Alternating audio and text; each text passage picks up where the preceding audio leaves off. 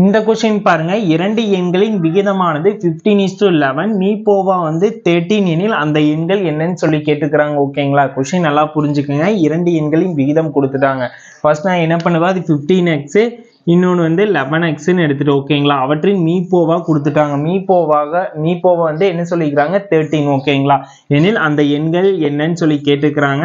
இங்க ரெண்டுலயும் உள்ள common number என்னங்க, காமன் நம்பர் எடுத்து பாருங்க. 15 and 11 காமன் நம்பர் எதுவுமே கிடையாது, விட்டுருங்க. ரெண்டுலயுமே எக்ஸ் காமனா இருக்குது, எக்ஸ் எடுத்துக்கோங்க. இங்க வந்து இதோட மீபோவா எக்ஸ், இங்க கொடுத்த மீபோவா எவ்வளவுங்க, 13. அவ்வளவுதான், வேலை முடிஞ்சது. எக்ஸோட வேல்யூ 13 சொல்லி ஃபைன் பண்ணிட்டோம்.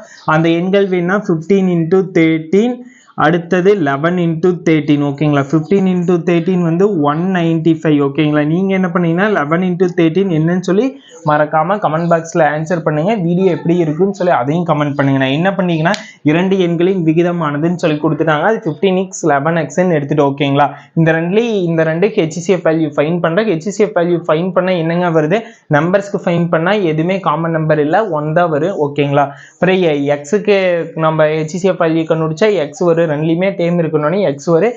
எக்ஸ் ஈக்குவல் டு இங்க இருக்கிற HCF வேல்யூ ஈக்குவல் பண்றோம். ஓகேங்களா, ஈக்குவல் பண்ணும்போது எக்ஸோட வேல்யூ 13 சொல்லி கிடைச்சிச்சு. நம்ம கிட்ட அந்த எண்கள் என்னன்னு சொல்லி கேட்டுக்கணும்னு இதுல சப்ஸ்டியூட் பண்ணோம்னா ஆன்சர் ஃபைன் பண்ணிட்டு. ஓகேங்களா, சம் புரிஞ்சிருக்குன்னு நினைக்கிறேன். நெக்ஸ்ட் சம் இதே வேவ்ல அப்ரோச் பண்ணுவோம். ஓகேங்களா.